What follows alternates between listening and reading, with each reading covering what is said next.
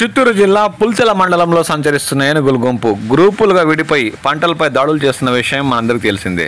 సోమవారం రాత్రి అవి గోగులమ్మ అటవీ ప్రాంతం నుంచి బయలుదేరి పాతపేట మీదుగా కల్లూరు సదుం రహదారిని దాటి బోడ్రెడ్డి గారిపల్లి గ్రామ పంచాయతీ పరిసర ప్రాంతాల్లో ఉన్న పంటలపై తమ దాడులు వేటలను కొనసాగించాయి. దీంతో స్థానిక రైతులకు తీరని ఇబ్బందులు ఎదురవుతున్నాయి. కొబ్బరి, మామిడి, వరి ఇతరత పంటలపై అవి తమ దాడులు వేటను కొనసాగించడంతో స్థానిక రైతులు తీవ్రంగా కష్టనష్టాలు పాలవుతున్నారు. ఇంతకుముందు అయితే 16 ఏనుగుల గుంపు ఒకే వైపు పయనిస్తూ తమ దాడులు కొనసాగించేవి. గత 5 రోజులుగా ఏనుగులు 3 గ్రూపులుగా విడిపోయి అక్కడక్కడ సంచరిస్తూ పంటలపై తమ దాడులు వేటను కొనసాగిస్తుండటంతో పుల్చెల మండలంలోని రైతులు తీవ్రంగా కష్టనష్టాల పాలవుతున్నారు.